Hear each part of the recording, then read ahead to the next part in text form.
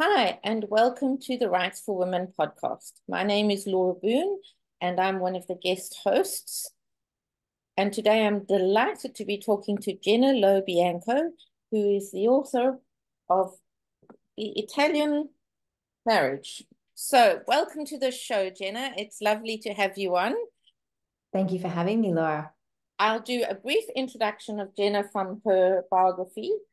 She is the Italian teacher, a passionate Italianist, and also a writer, educator, PhD candidate, and advocate for Italian language education in Australia.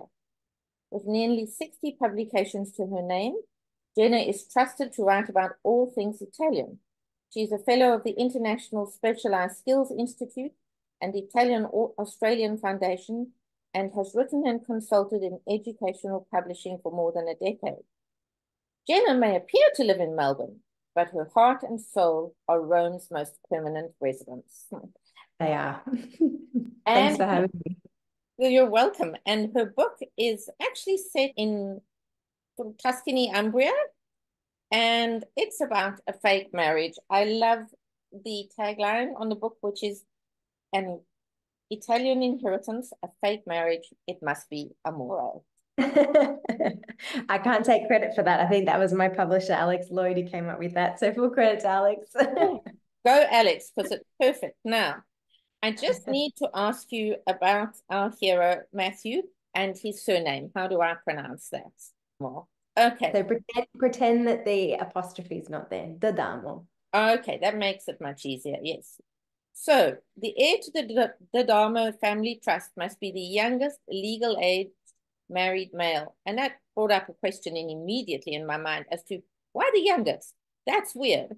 And all I'm going to say to our listeners is that you're going to have to read the book and get right to the end to find out the answer to that. As I was reading it, it struck me that it was a bit like a billionaire Italian version of The Block, except that we're only focusing on one couple. So tell me, where did the idea for the Italian marriage come from?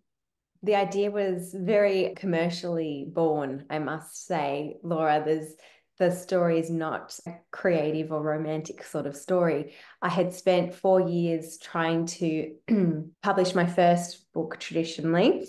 And that manuscript it was in a constant cycle of rejections. Over 4 years, I received 160 rejections on that one. And I had received some fabulous advice from one of my writer friends, Sandy Barker, who said, you just need to just keep writing, because one day if you get the tap on the shoulder, you'll have something else to show rather than just the one book. When I was working out and I'd come to the realization that my first book may not be the one that publishes first, if I ever got published, I decided to turn a commercial eye to the market. And I really started looking at what was happening in the rom-com contemporary romance space and genre. And I was really interested in what was being repped. I was using Twitter at the Yes, time. Twitter was really big for the writing community at the yes. time. I've since left Twitter, but I was an active member of the writing community. I was querying, I was doing Pit Mad through all of that. And I was really interested in watching what was being repped by agents at the Pit Mad, when we used to do the Pit Mad competitions, things that we used to do. I was really watching what was getting the attention of agents, and particularly small publishers were participating in Pit Mad. And then I started collating a collection of what had been published recently during those few years. And I was reading voraciously, like I've always been a voracious reader anyway, but I was reading with a really discerning eye. I'm like, okay, so these books have all got these sorts of tropes. What have we not seen for a while? Or what have we not really seen paired together maybe for a while, was the filter that I was using to process what I was reading and seeing. And then I ended up with a whole bunch of post-it notes basically with these things on it. I had fake marriage, inheritance, forced proximity, all these sorts of buzzwords. And I'm like, all right, I need to make a plot out of this. And I somehow need to set this in Italy. And that's essentially how it all came together and ended up becoming the Italian marriage, which is where we get the inheritance and the 15th century clause, and the idea of these two people not knowing each other but having to fake it. And then I wanted to play with the idea of where I was going to set it as well. And I thought I wanted to put a renovation challenge in because I just wanted it to be a little different. And I tried to think about what I could do to play with the Italian landscape. And I thought this could be good because so much can go wrong when you're renovating an old building. And while that's not really the crux of the story, that's something that happens in the background. I thought I need to set it in that central part of Italy there. And I looked at Tuscany. I thought Tuscany could be an option, but then I thought, no, so many other great books have been set in Tuscany. And I feel like other authors have done a really good job of capturing that landscape. And while there are books set in Umbria, I thought I might work in this space to be a little different. And I did. So while the book does start with them in Florence, which is the capital city of the region of Tuscany, they soon end up being transported off to the Umbrian countryside on the border between Tuscany and Umbria there, just on that little crack that separates the two regions, and that's where the rest of the book takes place. That's the origin. I love that story. And I worked in publishing for a very long time, for about 30 years, mostly on the sort of marketing and publicity side. But what I would often see as a sort of flaw, if you like, in aspiring authors was the lack of research, which is what you've done. If you were in a different industry, you wouldn't expect to get to the top of the tree on your first go without having done any work. So I guess it's the kind of equivalent of maybe, yes, you've got your university degree, but you've also got to have that first job, which is not so great, which it's not that you're not great in the first job, it's just that often the experiences aren't that great. And that's the experience you had with your first book. You just kept learning. You kept doing the shelf research, as I say. You kept following up, doing all the Twitter things. That's a really wonderful story and a good story for anyone who's listening to take into account that you need to stay connected to the community, build your knowledge base, find out as much as you can, and then look at the success. And maybe I'm going to jump forward actually a little bit and ask you a question I was going to ask later, but tell us about your publishing journey with this particular book. I ended up shelving book one, that one that didn't go anywhere, and I let it be. And I forged ahead with the Italian Marriage. And I got some feedback from my trusted writing colleagues and some family and friends that I felt I could trust the manuscript with. That doesn't mean I took all the feedback on board, but it was really good to hear other people's takes on what they'd understood, etc. And from there, I decided I was going to hold on to it for a little while, and I didn't send it out on major query. I don't know why, actually, Laura. I just felt I didn't want to do a mass disperse into the universe. And I really thought long and hard about who I was going to query with this book. It felt different from my first book, and I felt like I'd achieved something tighter, definitely far more commercial than my first book. I didn't think it was any better than my first book. It just felt different. And then there'd been an agency, the Jacinta Di Mazza Management, that I'd always wanted to query, but they'd always been closed to queries while I had been watching them for years, other than things like writing conferences and paid pitches and those sorts of events. But then one day I'd already connected with Jacinta, who's the lead agent. We'd connected over Twitter and eventually on Instagram because we have a shared love of all things Italian. Okay. And I just one night just went, I need to just grow some confidence and believe in myself. And I sent her a DM and I said, hi, Jacinta, we're connected. We have this shared love of all things Italian. I have 2 full-length contemporary romance, women's fiction titles. Would you be interested? And then I got the reply, yes, please send it through. Here's my email. And then it took a few months, but I eventually heard back. And Danielle, her colleague, wanted to sign the books. That's fantastic. And you ended up so you signed with Jacinta's agency, and then you ended up getting a 3-book deal with Pan Macmillan, which is a reward for all your hard work. And so tell us about that moment when Danielle, I presume, gave you a call, or how did you find out? I was outside hanging clothes out, and under my alfresco, I have a washing line, and it was bucketing down with rain, and I was still out there hanging out clothes, and she called me. And she goes, we've got a deal, and it's 3 books. Wow. And I fell off my chair, and I was like, oh my God. And I just remember crying. I was so relieved. I had spent 4 years defending my first book and defending by querying and improving and constantly blogging it, basically. And then when she let me know that, I was just like, this is what I've worked so hard for, and taking on feedback and revising and sleepless nights. And so Pan Macmillan bought book 1. Yes.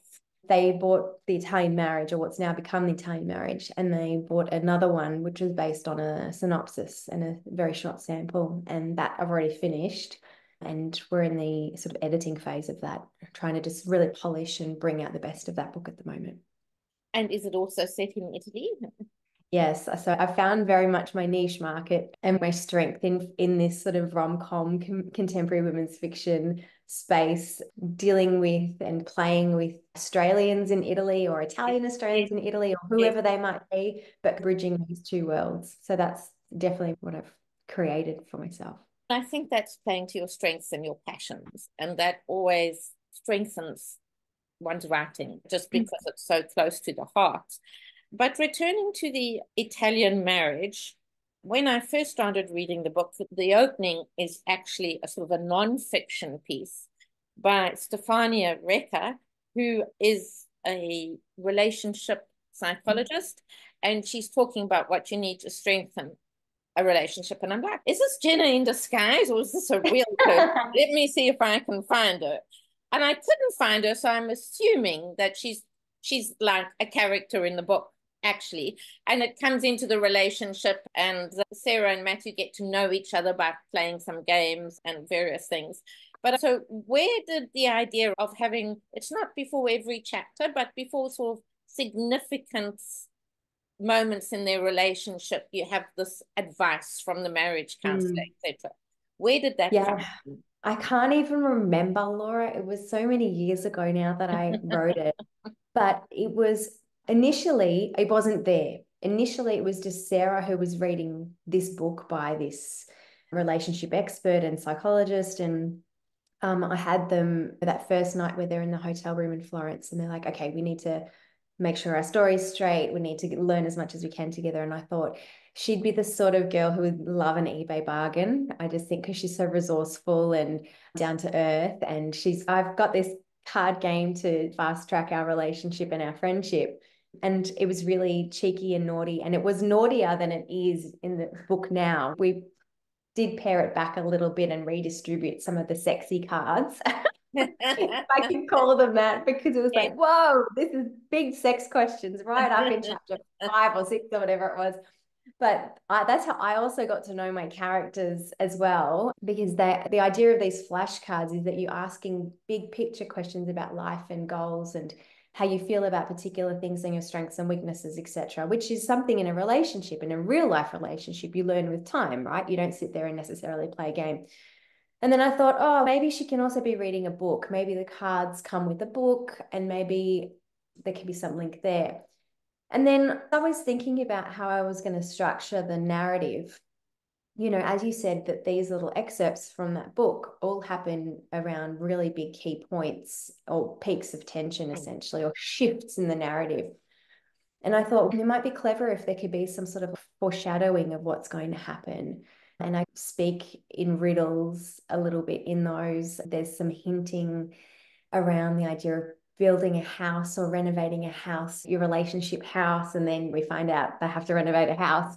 Some people might say, oh, it's a little silly, but I had a lot of fun doing that because it actually helped me recognize the beats in my narrative and the tension peak. It was fun. I enjoyed those little asides almost. And there was always a question of, will these two get there? Because they've had such an unusual start to their marriage. I have actually had a few people reach out to me since and go, where's this book? Where can I buy the book? And I'm like, I don't know.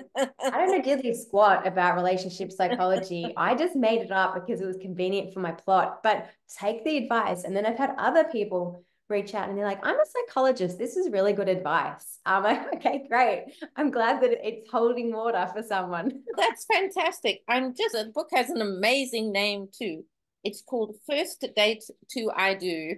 And it's Because part of a series. Yes. yeah, she's the Anya Rekha is the author of the First Date to I Do series, but this book is the Modern Marriage 101.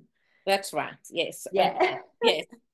Everybody's books in line there. And do you know how stressful it is as an author when you're trying to write about a book within a book? And I want to respect all my peers and colleagues. And I'm like Googling every kind of relationship book title because I don't want to Yes. double up. I'm Yes. trying to do the respectful thing. And I'm like, okay, I came up with a really good one. I'm like, oh, this could work on this level because it links into that title of my novel. And then someone else had it. I'm like, okay, next. Do you know how many times I had to try and come up with titles? But we ended up landing on whatever it was, the Modern Marriage. And we just kept it super, super simple. But yeah, it was a process. It's very difficult to find an original title, and I wouldn't be at all surprised if in a couple of years I opened up Google and I found a book called Modern Marriage 101 because it's a great title. So is First Date to I Do. It's really a fabulous That title. sounds like a reality TV show, I Yes, reckon. yes, it is. Correct. Maybe it could replace another reality TV show currently on that I really can't stand, even when the ads come on. I know lots of people love it, so I won't name it, but we'll move on to fake marriage. Why the idea of fake marriage? It's just such a fun trope. Oh, it is. And book one that I had written, which we can talk about because it will be publishing soon, which is called Love and Rome, that does not have any of this sort of playing with the tropes quite to the same degree as the Italian marriage. It's two very different sets of tropes.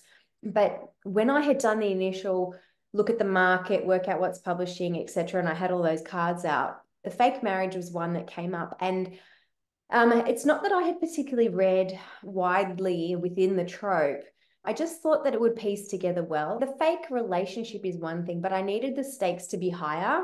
I just felt like the stakes needed to be higher. And I thought that by then pairing it with the inheritance clause to justify the fake marriage, like he needs to be the youngest married male, I just thought, okay, this can work. And I just thought it sounds a bit, I don't know, convoluted, but it's fun. This is escapism. We don't need to take it, it doesn't need to be taken as verbatim, but that's what I wanted to play with. And then I just thought so much goes along with the idea of marriage. Like marriage, you've accepted that person. It's not just a relationship. You're not just dating. You've accepted that person for better, for worse. And I just knew that I was going to have to put Matthew and Sarah through the ringer. And I thought, okay, if it's marriage, like how are they going to deal with that? And that's why I landed on fake marriage.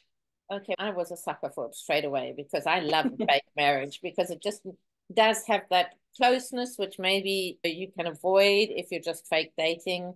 Yeah. And yeah, it was really fun. I love that. Then Sarah has endometriosis, and then I discovered, as do you, and you talk about being an endo warrior. I have a cousin and a dear friend who both have endometriosis, at least two friends. And so it is something we don't talk about a lot, but that impacts many women and is a very, aside from being a physically debilitating and painful condition, which is pretty much ongoing until you hit menopause, at which stage maybe one of the benefits is that finally you can let go of the endometriosis. But it's also something that's very scary for women who haven't had a family, who maybe aren't sure if they will be able to have a family. So perhaps you can talk a little bit for me about how having that chronic condition informs both your life and Sarah's as a character. Yeah. Look, as I was developing Sarah's character, I only had a few chapters down. I think I had 3 chapters. I was still getting to know the book, what I was going to do with it, and trying to get to know Matthew and Sarah and essentially their motivations. I had to work out what her big obstacle was going to be. And I couldn't land on something that felt organically natural. And I remember I was drafting one day and I was sitting down at my kitchen table and I had a heat pack and I was having a terrible, terrible time with the period and I had awful pain. And I thought, just write what you know. And maybe Sarah's challenge or her obstacle or what she needs to live well in spite of could be her endometriosis. And essentially that sort of was born from that moment. And I thought, okay, why would she go on this journey? Why would you accept 12 months away with someone? Okay, maybe you need a break. Maybe you need the cash. Maybe you need time away. And then I put a backstory in with an ex-partner about issues around fertility and what that could mean for him and what he would have to sacrifice. And yeah, it was pretty confronting to have to put together. I'm glad I did, because I've had a lot of people come to me since and say, thank God, because look, there are endometriosis warriors in other books. I'm not saying that at all. But people are saying, thank you for giving us another one, because we need more. And people feel that they can identify and see themselves on the page. And that means so much to me. I wanted to have conversations in their dialogue between Sarah and Matthew around things like sex and painful sex and scars and laparoscopies, things going good, things not going good, and bloating and all of those things, because that's the reality. Is it Hollywood? No. Is it sexy rom-com banter? No. But I think it's a reality, and a lot of people really connected with it, Laura, and that really validated for me why I made that choice. Now, we as an editorial team, when we were putting together the back end of the book and we were in the last final stages, I actually stopped for 2 weeks and I went and had a hysterectomy at 36. Wow. Yeah, I had my uterus out, my cervix out, and I had my tubes taken out because I could not continue to deal with my painful periods. They were debilitating, like 2-3 weeks long. And then I'd ovulate and I'd have another week of pain. And it was like this for years. So I was at that kind of junction of irony where is this art imitating life or life imitating art? And that was in August. My Pan Macmillan team were amazing and so supportive, and they really helped me through that at what was such a crucial time, because that surgery had been set in place for so long that the book essentially worked around that. But I'm glad that I did it.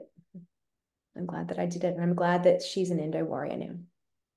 And it is really important to raise awareness of issues like this. And I think especially women's health issues, which even now in 2024 are often not talked about in public as much as they should be. And you've done it in a beautiful way, because it's a lovely book, and every rom-com always has that very dark moment, which is a counterbalance to all the lights. And obviously other things happen to Sarah and Matthew as a couple, but I think certainly for women readers, that moment in Sarah's life, that will really resonate with them one way or the other. Though you don't have to have endometriosis to understand that. But it is just really good to remind people of what can go wrong. And I think certainly what I saw in Sarah as a character, and what I definitely see in you as a person, is a great deal of resilience. Thank you. That's lovely to hear. And one thing that I wanted to really do, I didn't want the endometriosis pages to be really dark. I wanted them to have sweet moments. But I also just wanted to show that Sarah was this amazingly strong woman who would just get on with life. And I didn't want her to be the endometriosis girl in the book. Yes. She's an amazing person who just happens to have endometriosis and gets on with it in spite of it all. That's right. She's not defined by it at all. And in fact, it's quite late in the book when it becomes really a talking point between her and Matthew, when they have a big enough relationship to be vulnerable. Yes, correct. Yeah. That brings me to another question I'm interested in. I would say most rom-coms are written in first person from the female perspective only. And you have written from both Matthew and Sarah's point of view, which I love, because I always like to get insight into the male character. And it's really third person omniscient, which I admired as well, because it's quite a hard thing to pull off correctly today, I think, in a world where, as artists in film and on the page and various other mediums, we get really right up close and personal, which lends itself to a sort of a one-person perspective or a third-person perspective. But again, you know, really focusing on one person. So it was an interesting choice, and I'd like to know what sent you down that road. Because that's simply my natural narrative voice. Oh, there you go. Okay. And another example of do what works for you, follow what Yeah. works for you. And I've got another manuscript at the moment that's sitting at about 10,000 words. And I've started that in first person, like tight POV, and I'm not convinced yet. And then I went back and wrote the same thing in my usual. Yes. Yeah. And I was like, okay, this works too. So eventually, when I have to do something with that, I'll be asking the people that need to give me the professional opinion, what do you think, which is working? I will read any POV. I don't Yes. mind. I Yes. don't have a preferred. Well, I will always connect with a character and a character voice more than how it's been written, if that Yes. makes sense. Yes, it But does. for me, and when I wrote Love in Rome, I've written it in the same way. And it comes very naturally. I like the idea of being able to show moments from other characters without being in a first person point of view. And then just having that dramatic irony of knowing what's coming. And I like Yes. all of those Yes. things. But yeah, that's just what's working for me at the moment. There's no other reason, unfortunately. But yeah, Well, just do what comes natural. it's just interesting to hear, Yeah. and you know how it all came together. I know you've written a lot of things in the past, and I thought perhaps The Italian Marriage was your first book, but it turns out to be your second. But what, compared to your nonfiction, are the most fun things about writing novels and the hardest things about writing a novel? Oh, great question. I guess escapism, Yes. because I also write, I'm finishing a PhD at the moment as Mm. well, which could not be further from writing a novel in the creative sense. It's very different. It's very clinical. It's very calculated. You know, every word you put on that page needs to be checked, and it's very process based. When I write my fiction, I just lose myself. I get in that state of flow. People talk Yes. about flow, and it's almost like the present sense of my brain turns off and I slip into this kind of other state. It's a really odd creative kind of process, but I lose who I am and I find I'm there in this other space with these people and the words just flow. And I write really fast. In book 3, the one that we're still editing at the moment, that one, I had a 7,000 word day. Like I was just there and it was just coming, and I was so exhausted by the end. Oh my Yes. God. But like mentally and emotionally Yes. draining sort of work, because you're just on and your mind is creating everything that you're seeing, and then you're just trying to get it all down. But it's the escapism and the freedom and the way it's so free. And whatever happens, like future Jenna will fix it. And I've Yes. got a team of Yes. people that will help me fix it. But the flow is really delicious. And it's not what I get from my academic work, which is I enjoy, but it's very different. Yes. And okay, and so what do you find hard about it? Anything or Look, finding time and space to write for me is very difficult. I have 2 small children, so I tend to work very early in the morning or late at night. So that's hard on your body and your mind. And you're doing these mm, crazy hours, and then you have to be perky and turned on during the day. turned But on the page? Because if you're writing rom, it's got to be sassy, dialogue's got to be witty. That's what you're writing. yeah, you need to, and especially when you're dealing with a big document, my books are around the 96,000 word mark. So they're a bit longer than some of the other commercial women's fiction in that rom-com space. So it's about just sustaining energy and then remembering what came before. And I Yeah. write non-linear as well. So Okay. I would start with a scene, and then I usually always write the opening scene, and then the next scene I write is my final scene. And then I have to Oh, work out what to okay. fill in. Interesting. Yeah. And I'm like, how am I going to get these characters from A to B Mm, or mm, A to Z? And mm. then like, where's the alphabet in the middle? Like, how am I Yeah. going to create that? So I guess, yeah, just sustaining that, and me having to multitask at the moment and move between left and right hemisphere, I would say. Yeah. Left and right hemisphere. What did you say? 2-year-old and 3-year-old? I got a 3-year-old and a 5-year-old, and I Three got my and 3-year-old five. still in kinder, and my 5-year-old's in grade 1. A lot of taxiing still and pickups and mitigating those sorts of things. And Yes, yeah, it's a busy life. it is. Women writers are incredible. Now, tell me what's next. So you mentioned Love in Rome. Is that what's coming out next? Yeah, Love and Rome is coming out next. I can't say too much about it yet, but I will give you the tagline. You did say you like the tagline for marriage, which was I did. I an did. inheritance of fake marriage must be amore. At the moment, the tagline on the front is Fate has plans for Stella Chiaro. She just doesn't know it yet. And then the kind of cute little byline is a story of Rome, sex, wine, and pasta. Oh, I like it. I like it. That's lovely. It's Yes. very different from the Italian marriage. It's really super sassy. The cast is younger. They're all around the late 20s, early 30s mark. They're still trying to find themselves, whereas everyone in the Italian marriage has found themselves and now they just find themselves together. Everyone in Love and Rome is young and trying to navigate life and trials and tribulations at the heart. And Rome is very much a character in this book. There is a really strong sense of place. So it's been really great to see that project now come from absolute failure, which is what it was.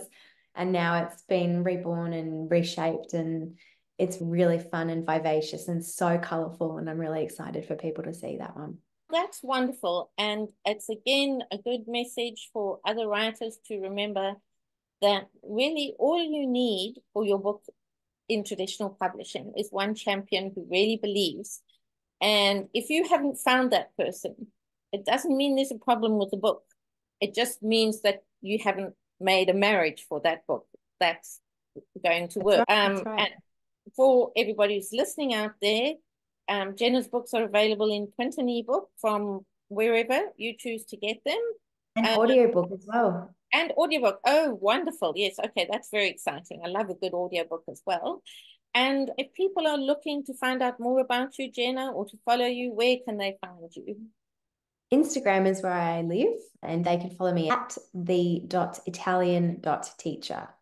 There's only one of me. Well, that's good. Always good if there's only one of you. Congratulations on the publication of The Italian Marriage. It looks like it's going very well. I look forward to reading the next one. Thank you. And I know you've recently had some surgery due to an unfortunate kitchen accident, shall we say. Yes, very unfortunate. And I hope your recovery with that goes really well. Thank And you. we'll chat soon. Thank you, Laura. I really appreciate your time. Thanks so much.